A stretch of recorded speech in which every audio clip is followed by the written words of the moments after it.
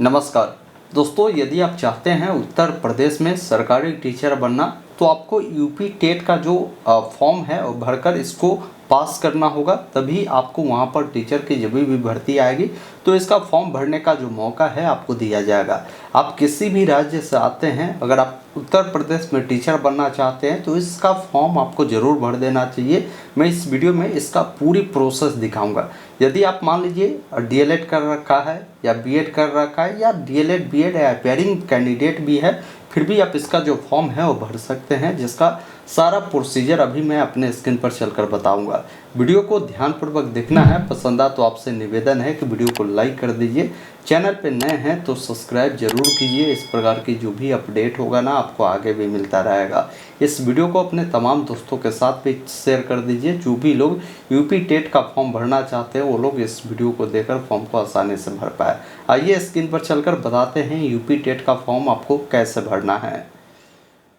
UP TET का form भरने के लिए आपको अपने मोबाइल या लैपटॉप में गूगल ओपन करना है। गूगल में लिखना है ऑनलाइन अपडेट STM। ये जो वेबसाइट है ऑनलाइन अपडेट STM.in का मिलेगा, इससे ओपन करेंगे।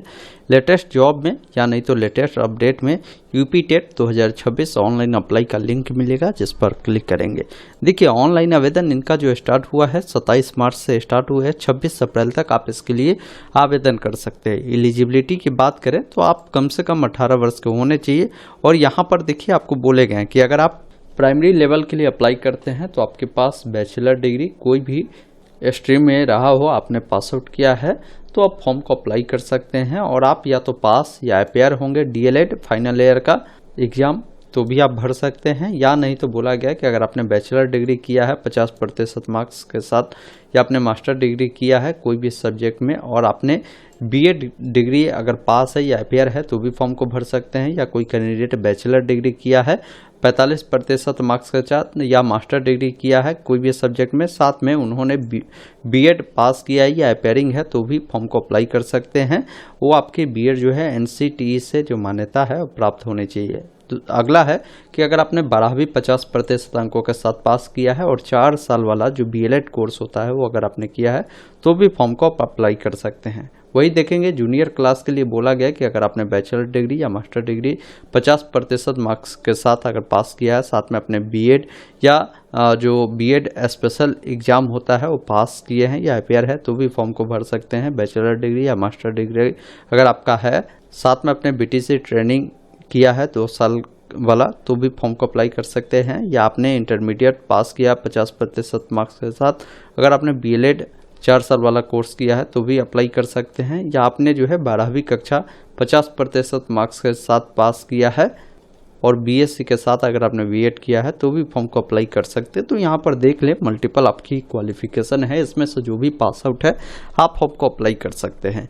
नीचे आएंगे तो यहाँ पर सिलेबस भी बताया गया है कि क्लास जो है जैसे अपर क्लास 6 to 8 के लिए क्या सिलेबस है, प्राइमरी क्लास यानी 1 to 5 के लिए क्या सिलेबस है वो देख पाएंगे। एप्लीकेशन फी की बात करें तो जनरल OBC WS को 1000 रुपये देने हैं, SC ST को 500 देने हैं, दिव्यांग को 300 रुपये देने होंगे। नीचे आएंगे यहीं पर आप देखेंगे ना ऑनलाइन अप्लाई का लिंक है, आप यहीं से ऑनलाइन अप्लाई कर सकते हैं। या नोटिस डाउनलोड करना है तो यहीं से कर सकते हैं। अब जैसे ही ऑनलाइन वाले विकल्प पर क्लिक करेंगे यहाँ पर एक ऑप्शन है न्यू कैंडिडेट का, सबसे पहले OTR करना होगा, आप इस पर क्लिक करेंगे। अब यहाँ पर देखिए आपका जो भी नाम है मैट्रिक के सर्टिफिकेट मार्कशीट पे उससे अकॉर्डिंग अपना नाम लिखेंगे। उसी नाम को दोबारा से री इंटर करना है, यानी दोबारा से लिखना है। पिताजी का नाम लिखना है, पिताजी का नाम दोबारा से लिखेंगे। माताजी का नाम लिखना है, माताजी का नाम दोबारा से लिखेंगे। जो भी डेट ऑफ बर्थ है यहाँ पर पहले डेट, जो मंथ है वो, ईयर जो है वो डालेंगे। डेट ऑफ बर्थ को दोबारा से कंफर्म करना है। जेंडर बताना है, लड़का है तो मेल, लड़की है तो फीमेल चुनेंगे, उसे दोबारा से कंफर्म करना है। अब यहाँ पर आपसे पूछता है कि आपके पास जो है कौन सा ID है, जैसे आप आधार कार्ड देना चाहते हैं या आप पैन कार्ड देना चाहते हैं या ड्राइविंग लाइसेंस देना चाहते हैं। उस ID को चुनकर पहले आपको कंसेंट देना है और यहाँ पर अपना उस ID का नंबर डालेंगे। जैसे मैंने आधार कार्ड चुना तो आधार नंबर डालकर वेरीफाई वाया आधार OTP, जिस पर आपको क्लिक करना है। उसके बाद आपको अपना मोबाइल नंबर डालना है और उस पर भी OTP अनवाकर वेरीफाई करना है। ईमेल ID डालकर उसको भी आपको वेरीफाई करना है। अब देखिए लाइव फोटो कैप्चर करने का 2 ऑप्शन है। पहला है कि अगर आपके पास मोबाइल फ़ोन है तो जनरेट वेरिफिकेशन, ये जो कोड आता है ना, इसको मोबाइल ऐप के मदद से आप स्कैन कर आप यहाँ से भी फ़ोटो जो है कैप्चर कर सकते हैं। वही अगर आप कैमरा यूज करना चाहते हैं, आपके सिस्टम में कैमरा है, तो इसको आपको क्या करना है, सबसे पहले इसको अलाउ करना है। अलाउ जैसे ही करेंगे तो देखेंगे कैमरा ऑन हुआ। अब इस सर्कल में अपने फेस को रखना है, इस सर्कल में रखना है और कैप्चर करने के लिए कैप्चर फोटो पर आपको क्लिक करना है। अब जैसे ही कैप्चर फोटो पे आप क्लिक करते हैं ना, तो थोड़ा सा वेट करेंगे। इस प्रकार देखिए आपका फोटो कैप्चर हुआ। सेव फोटो पर क्लिक करेंगे तो आपका फोटो जो है यहाँ पर आ गया। उसके बाद यहाँ पर बोल रहा है कि आपको एक पासवर्ड सेट करना होगा, जिसमें मैं कहूँगा कि ABCD का कोई भी बड़ा अक्षर, छोटा अक्षर, कोई भी सिंबल उपयोग करे, उसी पासवर्ड को दोबारा से कंफर्म करना है।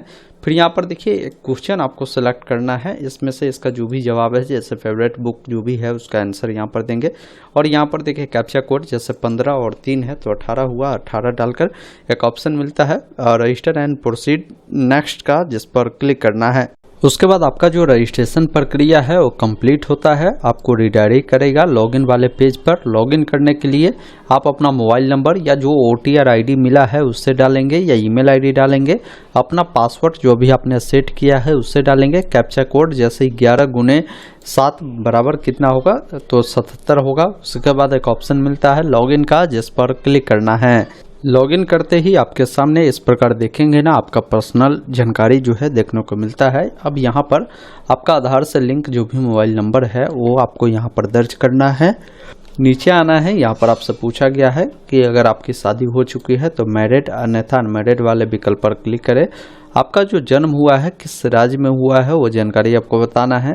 आपके बॉडी में कोई ऐसा निशान हो जो कटा का हो, जला का हो, उसके बारे में आपको लिखना है। उसके बाद आपका जो भी कैटेगरी है, कैटेगरी आपको बताना है, जैसे सब जनरल, OBC, SC, ST, आप उससे यहाँ से कंफर्म करेंगे। अब जैसे मैंने OBC चुना तो OBC में अगर आप जो है नॉन क्रीमी लेयर से आते हैं तो मतलब हुआ कि अगर आपकी पारिवारिक इनकम अगर 8 लाख रुपए से कम है तो आप NCL के तहत आएंगे, उससे अधिक है तो क्रीमी लेयर के तहत आएंगे। तो वो चीज़ें कंफर्म करना है। बाकी जो भी कैटेगरी सर्टिफिकेट नंबर है उसको आपको डालना है, जैसे NCL सर्टिफिकेट नंबर किस डेट को इशू हुआ है वो डेट, मंथ, ईयर डालेंगे। किस अथॉरिटी के द्वारा इशू हुआ है वो लिखना है। किस राज्य से इशू हुआ है, स्टेट का नाम लिखेंगे। अगर आप दिव्यांग है तो यस करें, नहीं तो नो वाले विकल्प पर क्लिक करें। स्पेशल रिजर्वेशन को लेकर बोला गया है कि अगर इस प्रकार के अगर आप है तो आप बताएं, नहीं तो नन वाले ऑप्शन को चुने। अगर आपको एज में रिलैक्सेशन चाहिए तो यस करें, नहीं तो नो वाले विकल्प पर क्लिक कर सेव एंड नेक्स्ट स्टेप पर क्लिक करना है। उसके बाद आप नीचे आएंगे, यहाँ पर एड्रेस की जानकारी देना है। तो जो भी आपका परमानेंट एड्रेस है वो बताएंगे, जैसे आपका जो भी एड्रेस 1 में विलेज है आप लिखेंगे, एड्रेस 2 में पोस्ट ऑफिस लिख सकते हैं, या आप एड्रेस 1 में अपना हाउस नंबर, बिल्डिंग नंबर या मोहल्ला का नाम लिख सकते हैं। एड्रेस 2 में भी विलेज लिख सकते हैं। आपका एड्रेस 3 में जो भी पोस्ट ऑफिस है वो लिखेंगे। जो भी आपका स्टेट पड़ता है वो बताएंगे, डिस्ट्रिक्ट जो पड़ता है वो बताएंगे और पिन कोड बताएंगे। अगर आपका परमानेंट एड्रेस, करस्पॉन्डेंस एड्रेस दोनों समान है तो इस चेकबॉक्स पर टिक करें। अलग अलग है तो अलग अलग जानकारी को फिल कर सेव एड्रेस एंड नेक्स्ट वाले विकल्प पर क्लिक करना है। अब आते हैं अगले स्टेप में, जहाँ पर आपकी जो क्वालिफिकेशन की जानकारी है वो आपको देना है। जैसे एग्जाम लेवल में आपको पहले 10th चुनना है और 10th के बारे में बताना है कि 10th आपने किस बोर्ड से पास आउट किया है, बोर्ड का नाम लिखेंगे।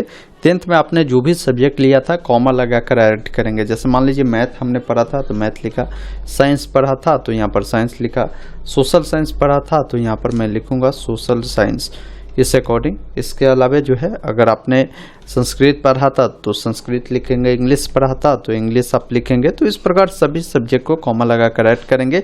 किस साल आपने पास आउट किया है, पासिंग ईयर बताएंगे, क्या रोल नंबर है मैट्रिक का वो बताएंगे, मार्कशीट नंबर जो भी है वो आपको देना है। बाकी यहाँ पर देखिए ग्रेडिंग टाइप में पूछ रहा है कि आपका जो नंबर मिला है परसेंटेज में है या CGPA में है, वो जानकारी देंगे।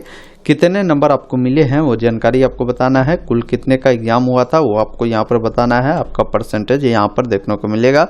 उसके बाद ऐड एंट्री वाले विकल्प पर क्लिक करेंगे तो आपका मैट्रिक का जानकारी ऊपर में ऐड होगा। इसके अकॉर्डिंग 12th की जानकारी देना है, जैसे 12th किस बोर्ड से पास आउट किया है, क्या सब्जेक्ट रहा था, कब पास किया है, रोल नंबर क्या है, मार्कशीट नंबर क्या है, आपका नंबर परसेंटेज या CGPA में है, कितने नंबर आपको मिले हैं वो बताएंगे, कुल कितने का एग्जाम हुआ था, आपका जो भी परसेंटेज है वो देखने को मिलेगा, इसको भी ऐड करेंगे।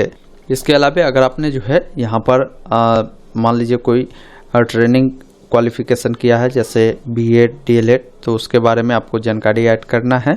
अगर आपने जो है पोस्ट ग्रेजुएशन किया तो उसको भी ऐड करेंगे। जैसे मान लीजिए हमने डीएलएड बीएड किया है तो वो जानकारी देंगे। जैसे अगर आपने बीएड किया है तो बीएड आपने किस बोर्ड से या किस यूनिवर्सिटी से किया है, सब्जेक्ट क्या था, कब पास किया, पासिंग ईयर बताएंगे, रोल नंबर लिखेंगे, मार्कशीट नंबर देंगे, कितने नंबर आपको मिले हैं वो बताएंगे, कुल कितने का एग्जाम हुआ था वो जानकारी देना है, परसेंटेज आ जाएगा आपका, उसको भी यहाँ से ऐड करेंगे। उसके बाद एक ऑप्शन मिलता है प्रोसीड एंड नेक्स्ट का, जिस पर आपको क्लिक करना है। अब यहाँ पर पूछता है कि यदि आप जुड़वा भाई बहन हैं तो यस करें, नहीं तो नो वाले विकल्प पर क्लिक कर सेव एंड नेक्स्ट स्टेप पर आपको क्लिक करना है। अब देखिए यहाँ पर डॉक्यूमेंट अपलोड करना है। डॉक्यूमेंट अपलोड में बोला गया है कि आपका पासपोर्ट साइज का जो फोटो है वो अपलोड करें। फोटो का साइज जो होगा 30 से लेकर 300 KB के अंदर में होगा। सिग्नेचर 10 से लेकर 200 KB के अंदर में होगा।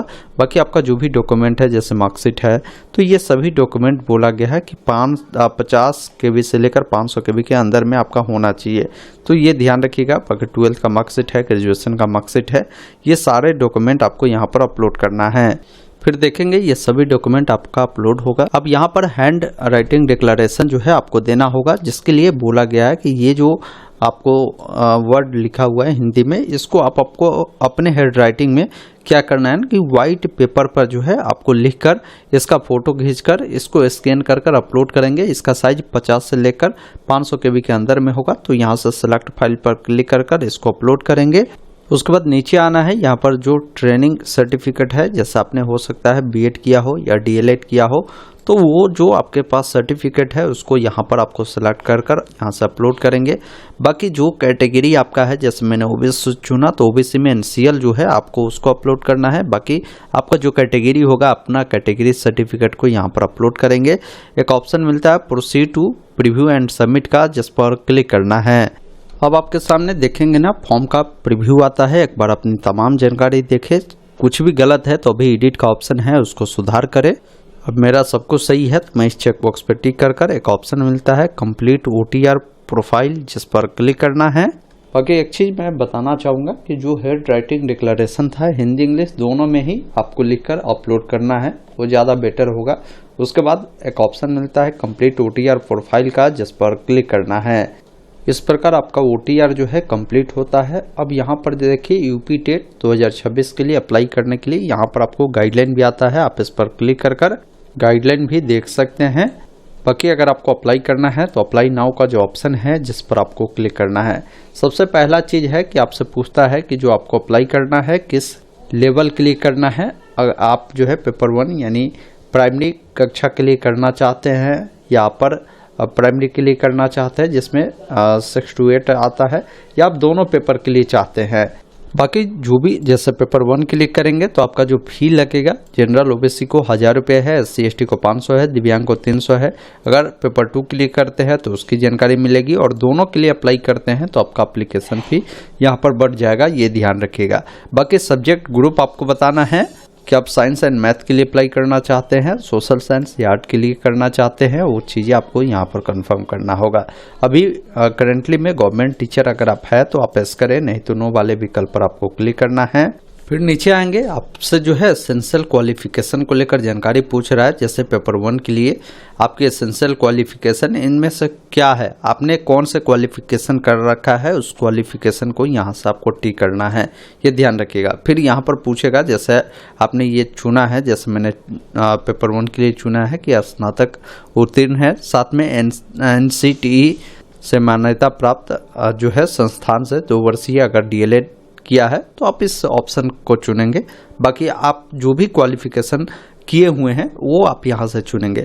अब जैसे क्वालिफिकेशन चुना तो जो क्वालिफिकेशन आपने किया है किस बोर्ड या किस यूनिवर्सिटी से किया है वो बताएंगे, और ये पास है या अपेयरिंग है वो बताना है। बाकी आपको ये भी बताना है कि एक्सपेक्टेड में बताया कि किस डेट तक जो है पास हो जाएंगे, वो चीज़ें आपको यहाँ पर बताना है। अगर पास है तो यहाँ पर आप पास चुनेंगे। बाकी पेपर 2 में आपने जो क्वालिफिकेशन किया है एसेंशियल क्वालिफिकेशन, वो क्वालिफिकेशन आप अपने अकॉर्डिंग यहाँ से सेलेक्ट करेंगे। फिर बताएंगे बोर्ड यूनिवर्सिटी का नाम, बाकी वो पास कर चुके हैं तो पास बताएंगे, कब आपने ग्रेजुएशन पास किया है उसका डेट मंथ ईयर डालेंगे, कितने नंबर आपको मिले हैं, कुल कितने का एग्जाम हुआ था, आपका परसेंटेज क्या है, वो जानकारी आपको बताना है। बाकी देखिए फर्स्ट लैंग्वेज आपका हिंदी आएगा, सेकेंड लैंग्वेज आप कौन सा देना चाहते हैं वो चुनेंगे और सेव एंड नेक्स्ट पर क्लिक करेंगे। अब यहाँ पर आपको अपना डॉक्यूमेंट अपलोड करना है। जैसे पेपर 1 के लिए अगर आपने अप्लाई किया है तो जो आपने 2 वर्षीय डीएलएड या जो भी आपने चुना होगा क्वालिफिकेशन के रूप में, वो वाला जो डॉक्यूमेंट है उसका मार्कशीट या आपके पास सर्टिफिकेट है तो उसको पीडीएफ फॉर्मेट में यहाँ पर आपको जो है क्लिक टू सिलेक्ट पीडीएफ पर क्लिक करेंगे। उसको सिलेक्ट कर अपलोड वाले विकल्प पर क्लिक करेंगे, अपलोड हो जाएगा, उसको देख पाएंगे। पेपर 2 के लिए जो भी आपने क्वालिफिकेशन चुना है उसका जो भी फाइनल ईयर का मार्कशीट या सर्टिफिकेट है उसको अपलोड करना है। उसके बाद प्रोसीड वाले विकल्प पर क्लिक करेंगे। अब आपको फॉर्म का फाइनल प्रीव्यू आएगा। अपनी तमाम जानकारी देखें, कहीं भी कुछ गलती है तो अभी आप बैक होकर सही कर सकते हैं, सुधार कर सकते हैं, सब कुछ सही है तो इस चेकबॉक्स पर टिक कर confirm and proceed to payment पर आपको क्लिक करना है। अब जो भी पेमेंट आपको लगता है वो पेमेंट करना है, जिसके लिए आपको 2 गेटवे है, कोई भी एक गेटवे को चुनकर पे नाउ वाले विकल्प पर क्लिक करेंगे। अब पेमेंट प्रक्रिया पूरा करेंगे। अब पेमेंट आप debit card, credit card, net banking जैसे भी करना चाहे वैसे कर सकते हैं।